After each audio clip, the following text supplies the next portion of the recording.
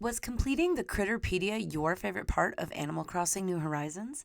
If so, I have the perfect cozy game for you. Hi guys, my name is Nikki and this is the Cozy Cove. I've played over 10 hours of Collector's Cove and I feel like I've barely scratched the surface. My reviews break down into 4 simple parts. We start with an overview of the game, talk about the gameplay, discuss the pros and cons, and lastly, I'll give you my verdict. Now, let's dive into Collector's Cove. In Collector's Cove, you will embark on a tranquil journey with your Fablefin and collect all the crops and fish to earn the named Collector rank. Journey across multiple biomes to discover uncharted islands, fabled crops and fish, and even your uncle? We'll get back to Uncle Eugene later. For now, let's dive deeper into the gameplay. At its core, Collector's Cove is an exploration game. You'll spend most of your time fishing, farming, bonding with your Fablefin, island hopping, and grinding for resources. The gameplay loop is very relaxing as it is mostly repetitive. The sounds and music are an excellent ambiance that pair perfectly with the tranquil atmosphere. The attention to detail, especially when it rains, is by far the best.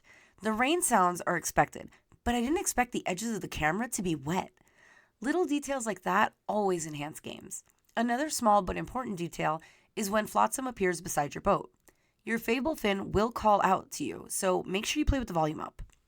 I recommend playing with a controller or on a handheld console, as I found mouse and keyboard to be a bit clunky. Now, let's get into the pros and cons. Our first pro is that this game does not have a pass-out mechanic like most farming sims. You can stay up all night long for multiple days with no repercussions. This really allows you to make the most out of each day while also taking the game at your own pace. There is no stressing over time or stamina bars. Another thing I love about Collector's Cove is the unique fabled collectibles.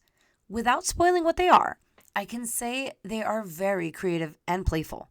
One is even a pretty bad pun. The combination of real fish and crops and fantastical ones keeps the game interesting because you never know what you'll discover next. Now, this pro could be a con depending on who you ask.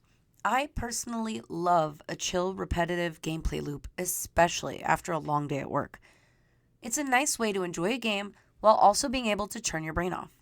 While some parts of the game require a little strategy, I played a lot of the game on autopilot. Finally, the cutest pro is customizing your Fablefin. Not only can you choose the color and pattern of your Fablefin, but you can also dress them up with hats, glasses, and other fun accessories. My favorite so far has been the little vampire fangs. Too cute. While not worrying about time is great, I did find it kinda annoying that time didn't pause unless you were in the main menu. I didn't notice it first. Then I left my game idle while reading an in-game letter, and by the time I returned, it was suddenly night. Time not pausing was mostly annoying if I got stuck in a long conversation and missed my window to catch a certain fish. So remember how I mentioned Uncle Eugene all the way back at the beginning of the video? Well, he likes to play hide and seek. What does this mean? It means every time you start a new expedition, you will have to check every island for him before you can trade with him again. While this sounded quirky and fun, it got annoying fast when I found him on the last island I checked. Granted, it's random, so that was just bad luck on my part, but I didn't want to play hide and seek with him at all after that. The biggest con for most will be the resource grinding. Progressing the game is dependent on all the resources.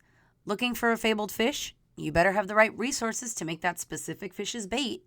Same goes for a fabled crop and its fertilizer.